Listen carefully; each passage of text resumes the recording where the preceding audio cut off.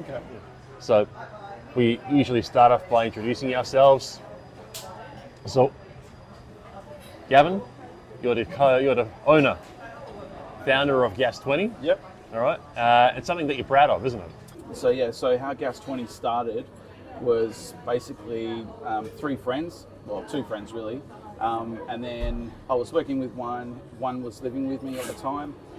Sam was from New Zealand, Anthony I worked with, and we were watching a lot of Youngbloods from YouTube, looking at what he was doing, all the followers that he was doing, and then finding out all the merch that he was selling. So I sort of thought, oh, we could sort of do that. We've all got something to bring to the table. I was a scuba diver, my mate was a fisherman, and Sam was into motocross and sort of hunting back in New Zealand, where he was from. So we got together. I sort of drew up some different names to start off the group.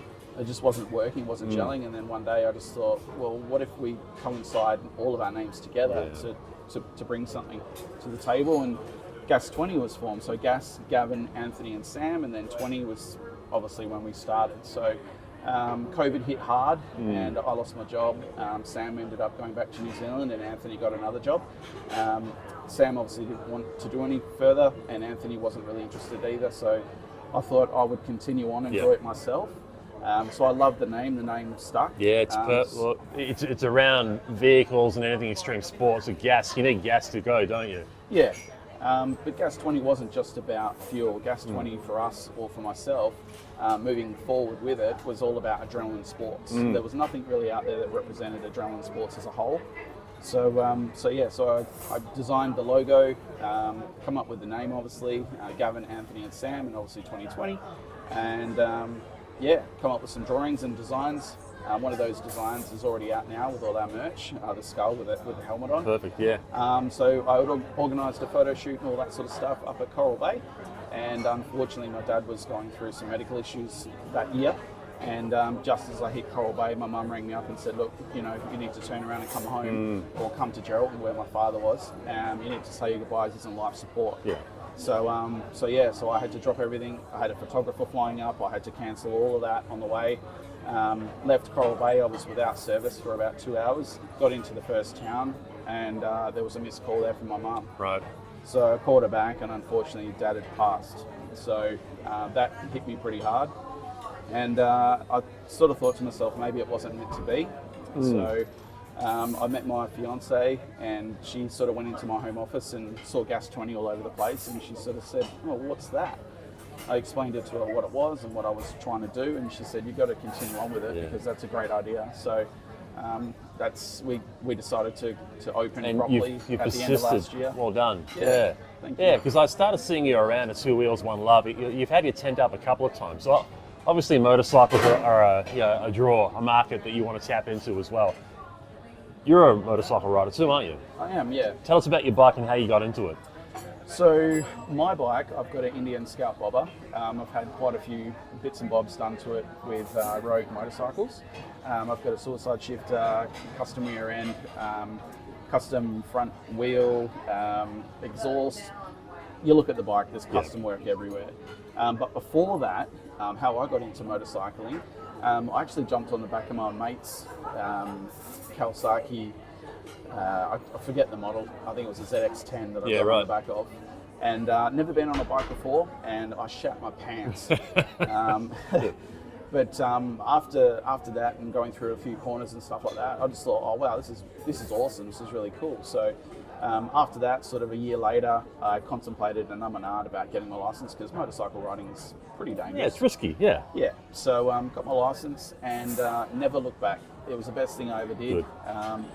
Just the friends, the camaraderie, the stories, obviously gelling with other people that have got the same type of bike as you, the meets, the places you get to go, and some of the places I've never been before. And riding there instead of driving there gives you a complete different perspective, because you're not blocked by windows and all that sort of stuff. You basically can see everything. It's just a turn of the head. You've got that wind up against your face. It's a very cinematic view, isn't it? Yeah. As opposed to driving where you do feel locked in. Yeah. And that's something that I wish a lot of people who don't ride understood. Tell us about that first moment when you put your helmet on for the first time and you've experienced that cinematic open view of the road. Well, as soon as you put your helmet on, a weird feeling comes across you.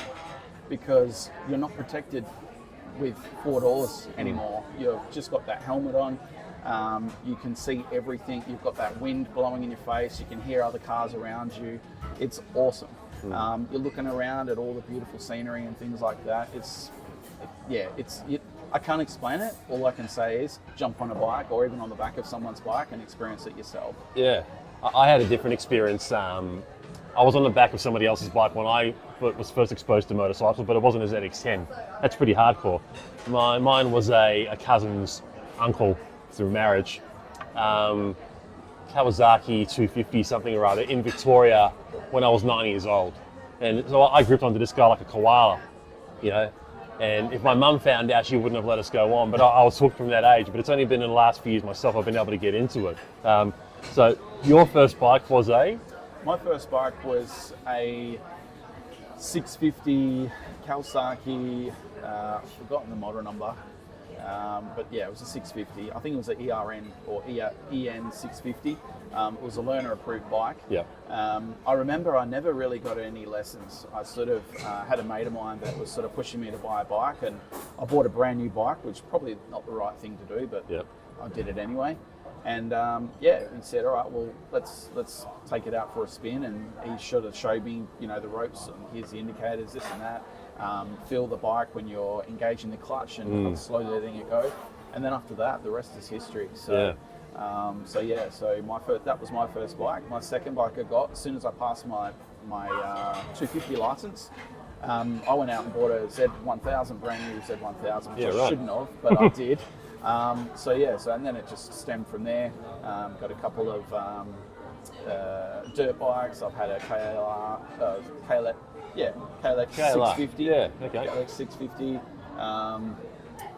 And now I've got for my 40th birthday, I decided to get myself an Indian Scout Bobber. Well, happy birthday. Yeah, thanks. Well, that was 3 years ago. Oh, but it's a fair birthday gift. Yeah, all right. And then I've got a bit of a disease. I can never leave anything stock. I've always got to have it custom to my needs and something different than everyone else. So a lot of motorbike riders and a lot of mates of mine all ride Harleys now. We're at an age where we're all getting older and wanting more of a cruiser type bike. Yeah. But I just wanted to do something different, you know what I mean? Yeah, good. Didn't want to get a Harley or anything like that. Just wanted to get an Indian and go from there. And the prices of them are considerably cheaper than the Harleys. Yeah, this is what I like about motorcycles and the community in general, is that everyone rides a bike that suits their personality. Do you find that your Indian and the bikes that you've ridden have matched your personality in a way? Yeah. I'm a bit out there with the things that I do sometimes. And like I said before, I can't really leave anything stock. I've got to do it up and make it and customize it to what I like. And it's not always going to be everyone's cup of tea. And that's the beauty about customizing your own bike for your own needs. I don't customize it for what everyone else likes. It's for me. What does riding a bike? Okay, you're into cruisers. I'm into cruisers. I love cruisers.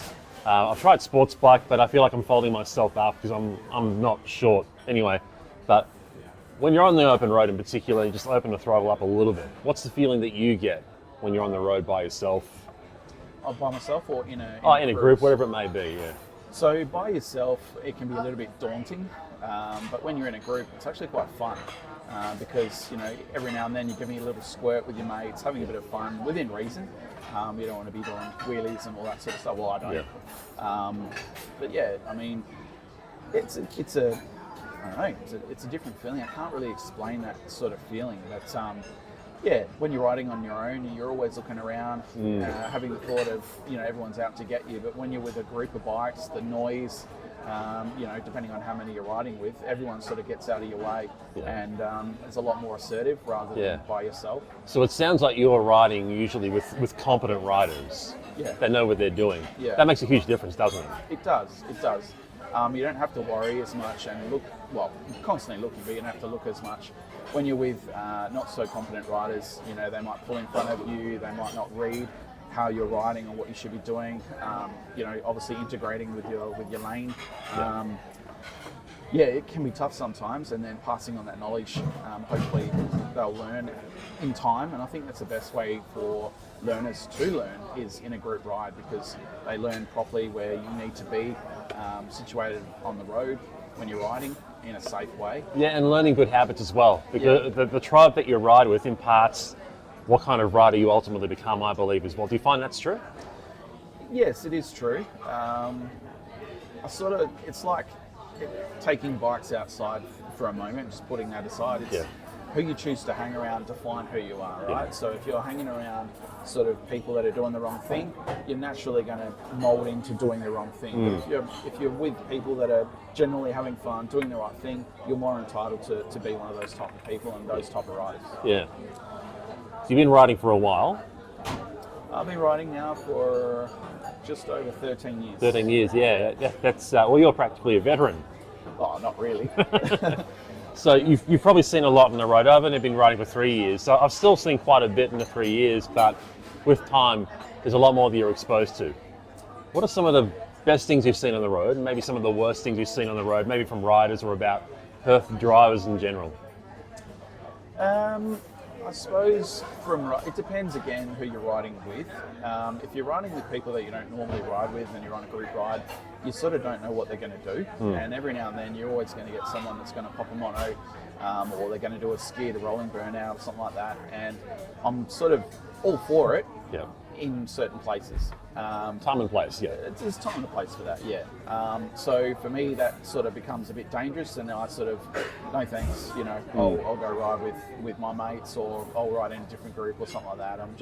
You're just asking for trouble, and possibly asking to get hurt, really. Yeah. So yeah. What was the other question you asked? Best kind of behaviour you've seen? The best kind of behaviour, I don't know.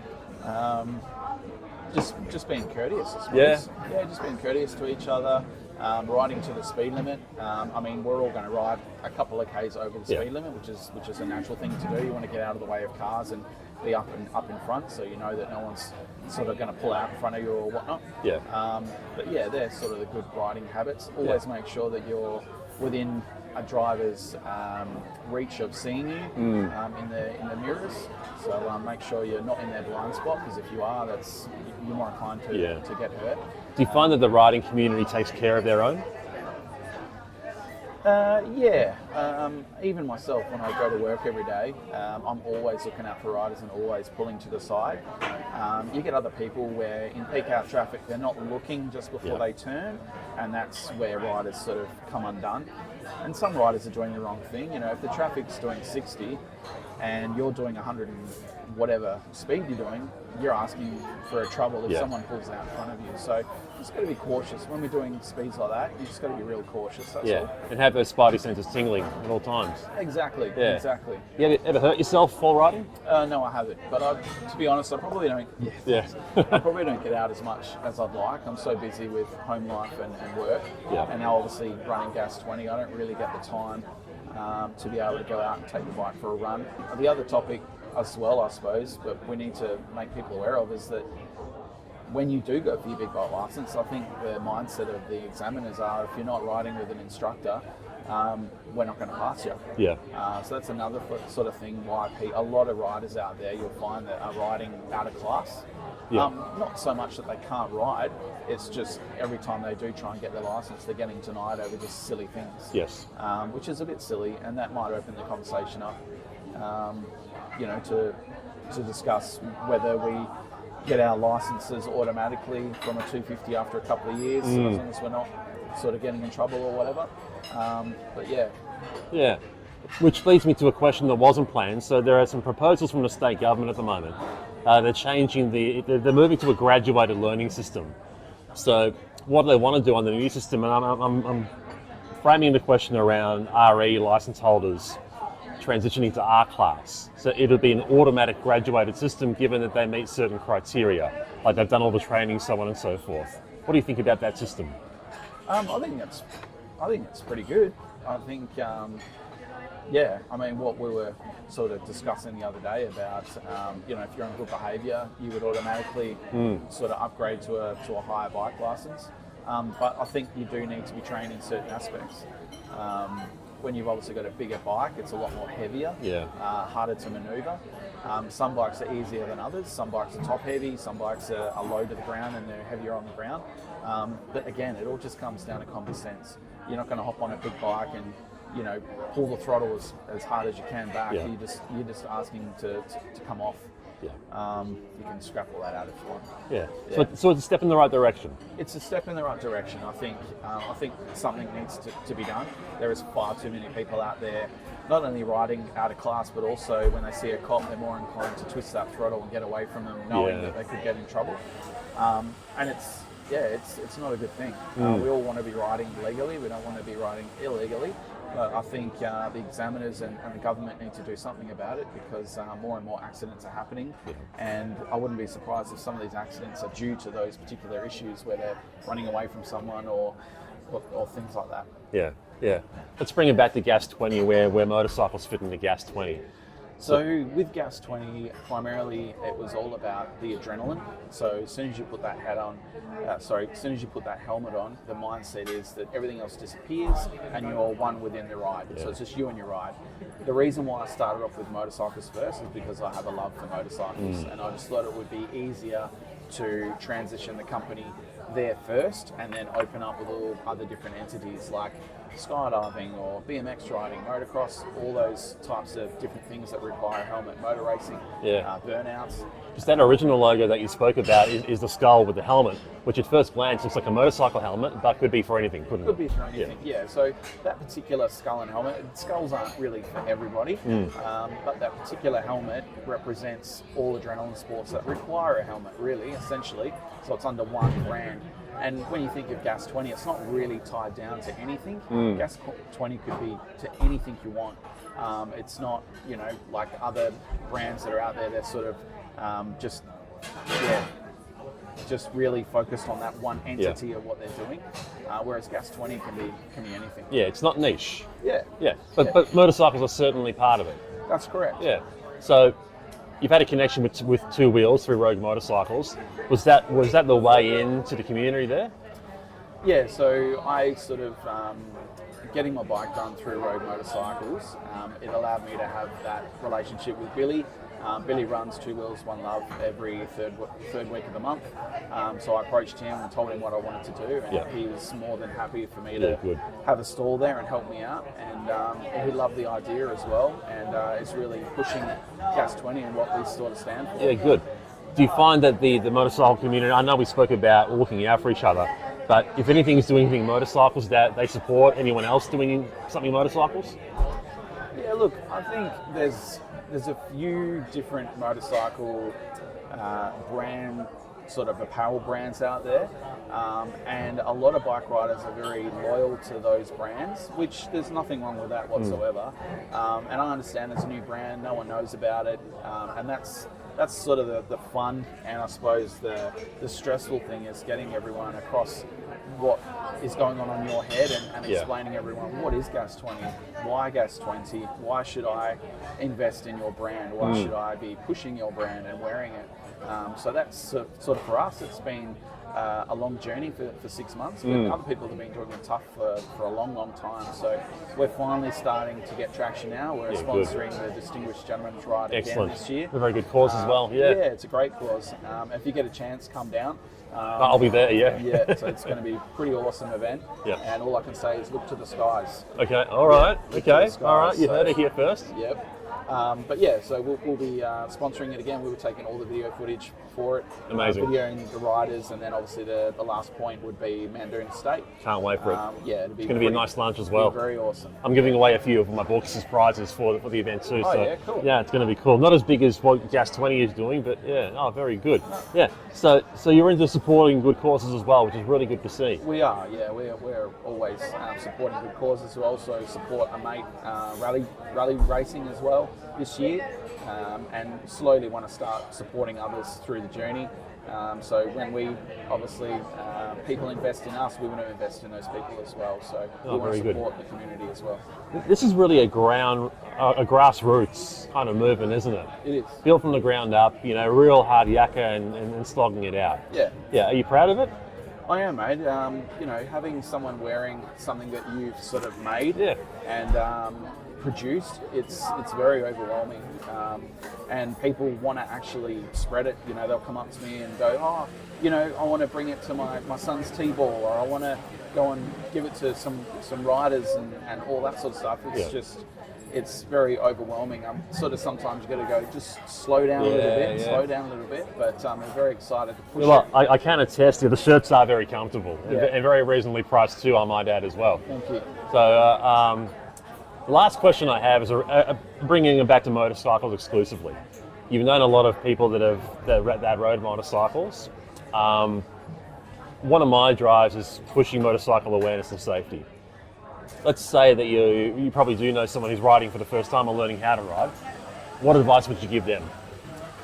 Well, funny you say that. My fiance is putting her hand up and wanting to come out with us riding and all that sort of stuff. So I'm actually surprising you, babe, buying you a brand new bike. Hey. So, all right, we'll keep it hush-hush until then. Next week, I'm going to go and buy her a new bike.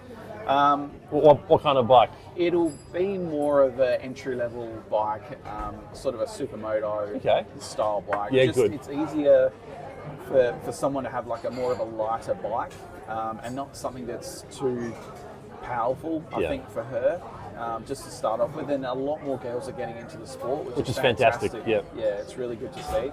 And you get to have chats, and you know, they might come up with ideas that we've never thought of before, and places that we've never thought of before. So it's really, really cool.